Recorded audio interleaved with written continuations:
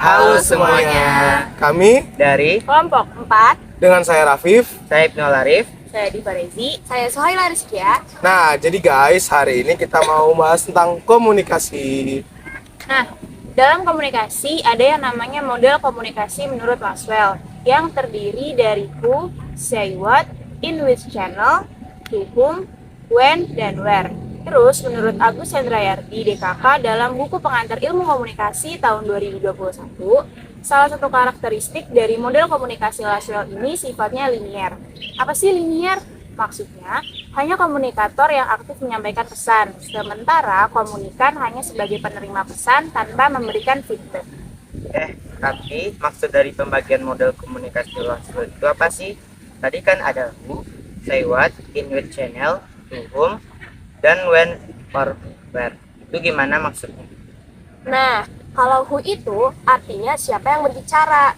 Who ini tuh sifatnya bisa tunggal atau kelompok, tapi syaratnya itu harus ada pendengar, pembaca, pengamat, dan juga komentator. Kalau say what, itu artinya kayak dia tuh sedang berbicara apa sih? Biasanya ada unsur pesannya, seperti kode pesan kayak simbol yang bermakna, isi pesan, dan juga wujud pesan. Terus, pesan itu juga ada 3 bentuk. Pertama, informatif. Informatif itu biasanya pesannya itu dia memuat informasi-informasi dan juga fakta. Nah, kalau persuasif, itu biasanya pesannya membujuk. Misalnya nih, kita kayak lagi penyuluhan atau lagi kampanye. Terus yang terakhir, ada bentuk pesan yang namanya koersif. Koersif itu pesannya biasanya dia bersifat memaksa atau enggak dia biasanya bersifat kayak perintah. In which channel itu artinya dengan media apa yang digunakan. Misalnya dengan tatap muka langsung atau tatap muka virtual dengan media kayak Zoom gitu loh. Atau Meet juga bisa sih. Nah, kalau to whom itu kepada siapa kita berbicara.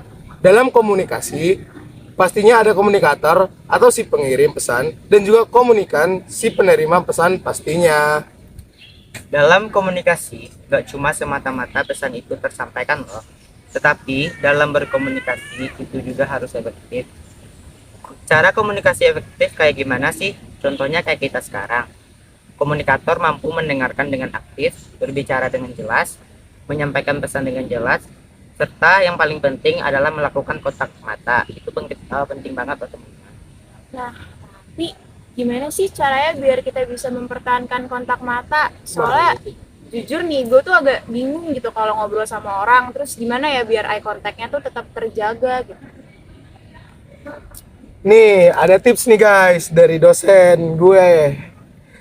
Kalau mau menjaga kontak mata lawan bicara, lo bisa tatap satu titik di wajah lawan bicara, lo salah satunya hidung, atau lo juga bisa lihat ke arah dahi orang lo.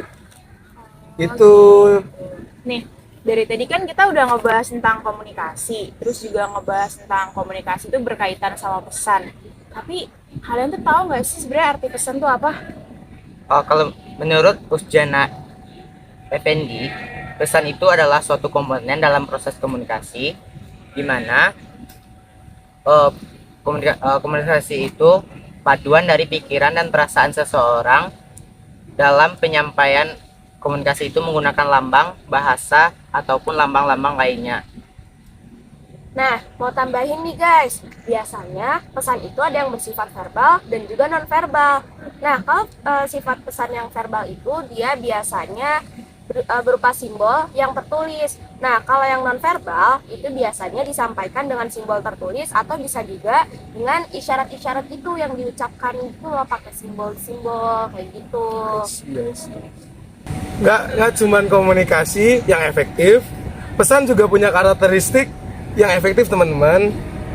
Pertama, pesan harus jelas. Kedua, pesan itu harus benar, faktual, ringkas, lengkap, menarik, dan juga logis. Tapi kalau nggak salah gue pernah dengar deh, kalau di dalam pesan itu ada yang namanya semiotika. Itu tuh apa sih? Nah, semiotika itu ilmu dan metode analisis yang dapat mengkaji tanda-tanda yang terdapat pada suatu objek untuk diketahui makna yang terkandung dalam objek tersebut. Nah, dalam semiotika itu juga ada yang disebut encoding dan decoding. Encoding itu proses mengubah pikiran atau komunikasi ke dalam pesan. Decoding itu kebalikannya guys, yaitu proses membaca pesan dan memahami artinya. Tapi kalian tahu nggak kalau dalam analisis pesan tuh ada tahapan-tahapannya? Emang apa aja tahapannya? Tahapannya nih, yang pertama kita harus menganalisa makna pesan itu atau biasanya disebut dengan message meaning. Habis itu, kita harus menganalisa rancang bangun pesan atau biasa disebut dengan message engineering. Yang ketiga, kita harus menemukan kemasan pesan atau biasa disebut dengan message packaging.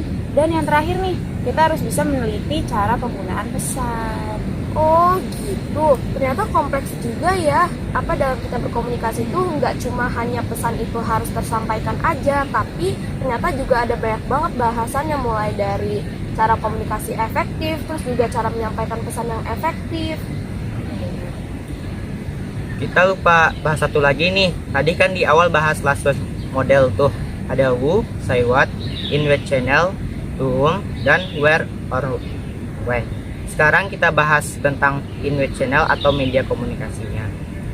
Kayak yang udah dijelasin sebelumnya, jenis media komunikasi itu ada yang verbal dan non-verbal. Cara penyebarannya itu ada banyak, misalnya 1. Media komunikasi audio atau suara. Media audio adalah ketika penerima pesan dapat menangkap pesan tersebut dengan menggunakan salah satu indera manusia, yaitu telinga. Sementara itu, pesan disampaikan melalui media suara atau verbal dan menggunakan alat yang dapat memancarkan suatu frekuensi tertentu. Contohnya media komunikasi audio seperti CD, radio, dan pemutar audio lainnya. Nah, yang kedua, ada yang namanya media komunikasi audiovisual. Jadi, gini nih guys, media komunikasi audiovisual itu biasanya dia menyampaikan pesan dengan suara dan juga gambar. Nah, kayak yang kita tahu kalau zaman sekarang itu bentuknya kayak TV. TV kan dia berbentuk gambar dan suara kan. Atau misalnya kayak sosial media yang biasa kita pakai nih, kayak TikTok, Instagram, YouTube, kayak gitu-gitu guys. Itu namanya audiovisual. Nah, terus ada namanya media komunikasi cetak guys. Saluran yang digunakan untuk dapat menyampaikan pesan adalah dengan menggunakan bentuk tulisan yang telah dicetak. Contohnya itu kayak buku, brosur, majalah, surat kabar, buletin, dan lain sebagainya ya guys. Nah, terus ada jenis media komunikasi berdasarkan kehadiran fisik. Yang pertama ada media komunikasi siaran. Media komunikasi ini digunakan untuk menyampaikan pesan dengan memanfaatkan sarana siaran, misalnya kayak TV, terus juga pengeras suara atau radio. Umumnya, media komunikasi siaran ini digunakan oleh perusahaan sebagai salah satu bentuk promosi untuk menginformasikan produk ke khalayak ramai. Nah, yang kedua, media komunikasi seluler. Media komunikasi seluler ini digunakan ketika seseorang ingin menyampaikan pesan pribadi maupun informasi lainnya yang harus diteruskan kepada kelompok kecil. Terus contohnya seperti WhatsApp, Line, SMS, telepon, maupun platform lainnya. Namun, media komunikasi seluler memiliki kekurangan, yaitu pembawa dan penerima pesan tidak dapat mengetahui mimik maupun nada pesan, sehingga informasi yang disampaikan bisa menjadi lebih rancu. Nah, terus yang ketiga ada media komunikasi elektronik. Meliputi beragam platform seperti internet, email, media sosial, dan lain-lainnya guys. Media komunikasi elektronik dapat digunakan untuk melakukan komunikasi antar individu, massa maupun kelompok. Media komunikasi ini dinilai kurang personal dibanding dengan media komunikasi lainnya, akan tetapi tetap efisien. Oh gitu. Jadi selanjutnya nih guys, ada yang namanya media komunikasi tertulis. Nah, apabila dalam media komunikasi cetak, pesan itu kan harus dicetak ya. Tapi kalau dalam media komunikasi tertulis ini, pesan ini tuh berbentuk sebuah tulisan gitu loh. Misalnya kayak pemberitahuan, pengumuman gitu di perusahaan buat karyawan-karyawannya.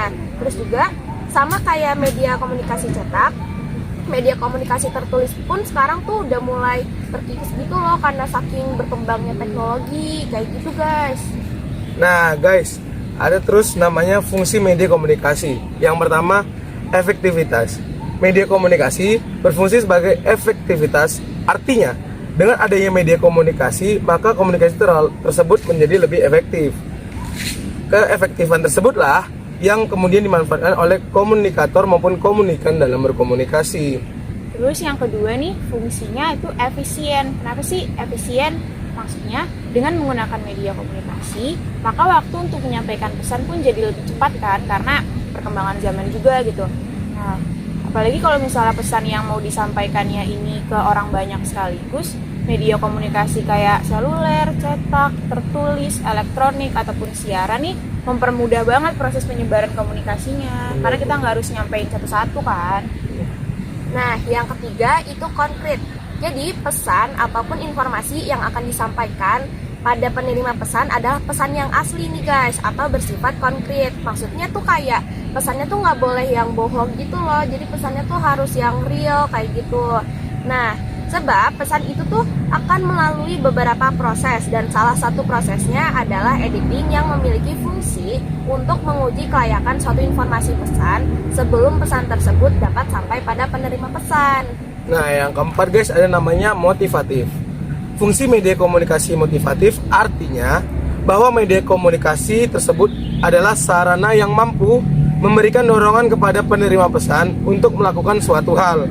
Media komunikasi juga memberikan dorongan pada pembawa pesan untuk menyampaikan pesan dengan cara yang motivatif.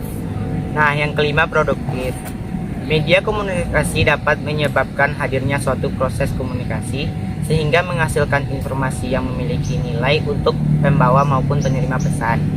Oleh karena itu, media informasi memiliki fungsi produksi karena menghasilkan proses komunikasi.